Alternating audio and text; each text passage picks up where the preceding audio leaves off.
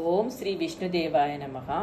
ఇప్పుడు పద్మపురాణములోని కార్తికేయుడు తారకుడు గురించి తెలుసుకుందాము. కొంతకాలం తర్వాత శివపార్వతులకు ఒక పుత్రుడు జన్మించాడు. అతడు 1000 సూర్యుల కాంతితో వెలిగిపోతున్నాడు. అతడే స్కందుడు. అతనికి గల మరొక పేరు కార్తికేయుడు. అతడికి 6 ముఖాలున్నాయి. అందుకని అతడికి షణ్ముఖుడని, షడాననుడని కూడా పేరు వచ్చింది. కార్తికేయుడు దేదీప్యమానంగా వెలుగొందుతూ 7 సంవత్సరాల బాలుడయ్యాడు. దేవతలు అతని వద్దకు వచ్చి తమ సైన్యానికి సేనాధిపతిగా ఉండి రాక్షసులతో యుద్ధం చేసి వారి నుండి తమను రక్షించవలసినదిగా కోరారు. శివుడు కూడా కార్తికేయుడిని దేవతల కోరికను తీర్చమన్నాడు. అప్పుడు కార్తికేయుడు దేవతల సైన్యాధ్యక్షుడుగా ఉండుటకు అంగీకరించాడు. దేవతలు సంతోషించి తమ వద్ద గల శక్తివంతమైన ఆయుధాలను కార్తికేయునికి ఇచ్చారు. అందరూ కార్తికేయుని స్తుతించి తారకాసురుణ్ణి వధించి మమ్మల్ని రక్షించమని కోరారు. తర్వాత దేవతలు తారకాసురుని వద్దకు వెళ్ళి అతనిపై యుద్ధాన్ని ప్రకటించారు. దేవదానవ యుద్ధము ప్రారంభమైంది. దేవతల అందరితో యుద్ధం చేస్తున్న తారకాసురుని ఎదిరించలేక దూరంగా పోతున్నారు. అప్పుడు కార్తికేయుడు తారకాసురుని ముందుకు వచ్చి అతనిని ఎదుర్కొన్నాడు. ప్రచండ యుద్ధం జరుగుతున్న యుద్ధభూమిలో చిన్న బాలుడిని చూసి తారకాసురుడు ఆశ్చర్యపోయాడు. పరిహాసంగా నవ్వుతూ, బాలక, ఇది ఆటస్థలి కాదు, రణస్థలి. ఇక్కడ తలలతో బంతులాడతారు. నీవు చూడలేవు, చూసి ధైర్యంగా ఉండలేవు. త్వరగా ఇంటికి వెళ్ళు అన్నాడు. యుద్ధభూమిలో మాటలతో కాదు, చేతలతో చూపించాలి. సామర్థ్యం నీకు దమ్ములుంటే నాతో యుద్ధం చెయ్యి అన్నాడు కార్తికేయుడు. కోపంగా తారకాసురుడు తన గదని కార్తికేయుడు మీదకి విసిరాడు. కార్తికేయుడు దానిని తన వజ్రాయుధంతో ఎదుర్కొన్నాడు. రాక్షసుడు గొడ్డలు విసిరితే కార్తికేయుడు దానిని చేత్తో పట్టుకొని తన గదని రాక్షసుడిపైకి విసిరాడు. దాంతో తారకాసురుడికి కోపం వచ్చి రకరకాల ఆయుధాలని కార్తికేయుడి మీద ప్రయోగించాడు. కార్తికేయుడు వాటిని ప్రతిఘటించి తన ఆయుధాలతో రాక్షసులందరినీ చంపేయటం మొదలుపెట్టాడు. రాక్షసులు పారిపోవటం ప్రారంభించారు. కార్తికేయుడు తన శూలంతో తారకాసురుడిని వక్షస్థలములో పొడిచి వధించాడు.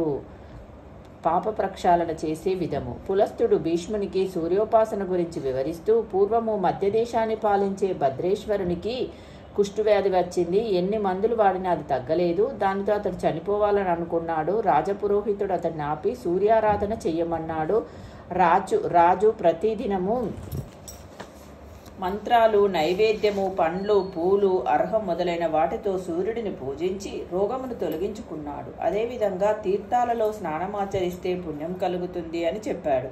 తర్వాత తీర్థాల గురించి తెలుపుతూ, పుష్కర తీర్థము బ్రహ్మనివాసము.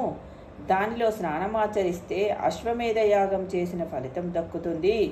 జంబు మార్గమును దర్శిస్తే విష్ణులోకం చేరుతారు. తుండులిక ఆశ్రమము, అగస్త్యాశ్రమము, కన్యాశ్రమముల గురించి దర్శించి మహాకాల దేవాలయంకు సమీపంలోని కోటి తీర్థములో మునిగితే అన్ని పాతకాలు పోతాయి. భద్రావతిని దర్శిస్తే 1000 ఆవులను దానం చేసిన ఫలితం వస్తుంది. నర్మదా నది చాలా గొప్ప నది. సరస్వతిలో వరుసగా 3 వారాలు, యమునలో 1 వారము స్నానం చేస్తే పాపాలు తొలుగుతాయి. గంగానదిలో ఒకసారి మునిగితే అన్ని పాపాలు పోతాయి. నర్మదా నదిని చూస్తేనే పాపాలు పోతాయి. అమరకంటక పర్వత ప్రాంతంలో కోటి రుద్రులు ఉన్నారు. కావేరి నర్మదలు కలిసే ప్రాంతంలో స్నానం చేస్తే పుణ్యం వస్తుంది. మధురలోని యమునా నదిలో స్నానము సర్వపాపాలను హరిస్తుంది. పూర్వము హేమకుండులను వైశ్యుడు చాలా ధనాన్ని సంపాదించాడు. అతడు పుణ్యకార్యాలు చేసి 2 కుమారులను కన్నాడు. వారు శ్రీకుండలుడు, వికండులుడు. హేమకుండలుడు మరణించిన తర్వాత శ్రీకుండలుడు, వికండులుడు ధనాన్ని విచ్చలవిడిగా ఖర్చు పెడుతూ వ్యసనపరులై పాపకార్యాలు చేశారు. చివరకు వారు చనిపోయిన తర్వాత యమభటులు వచ్చారు. వారి ఆత్మలను యమలోకానికి తీసుకొని వెళ్లారు. యముడు శ్రీకంఠలుడిని రౌరవ నరకానికి, వికండులుడిని స్వర్గానికి పంపమని ఆజ్ఞాపించాడు. వికండులుడు ఆశ్చర్యపడి, ఇద్దరం కలిసే పాపాలన్నీ చేశాము, కానీ నన్ను మాత్రం స్వర్గానికి పంపుతున్నారేమిటి అని అడిగాడు.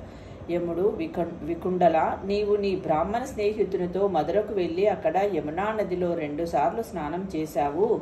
మొదటి స్నానంతో నీ పాపాలు పోయి 2వ స్నానంతో ప్రాప్తి కలిగింది అని చెప్పాడు.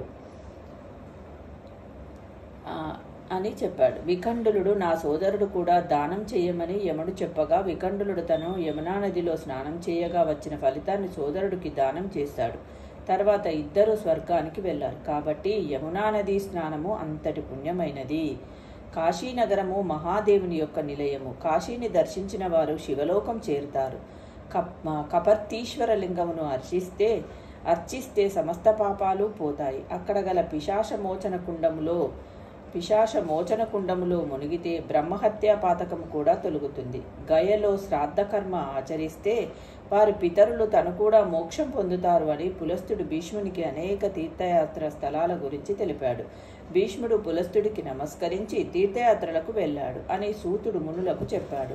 మునులు సూతుడిని, మహర్షి, విష్ణువు లోకపాలకుడు, ఆయన మహిమలను తెలుపు వృత్తాంతములను తెలుపమని అడిగాడు. అప్పుడు సూతుడు, మునులారా, ఒకసారి దిలీపునికి వశిష్ఠుడు ఇదే విషయం గురించి పార్వతి శివుడిని అడిగినట్లుగా చెప్పాడు. వశిష్ఠుడు దిలీపునికి చెప్పిన విషయాలను మీకు తెలుపుతాను వినండి. ఒకసారి పార్వతి శివుడిని సర్వలోకాలను పాలించు విష్ణువు మహిమ తెలుపమనగా శివుడు పార్వతికి విష్ణువు యొక్క అవతారాలను తెలియజేశాడు.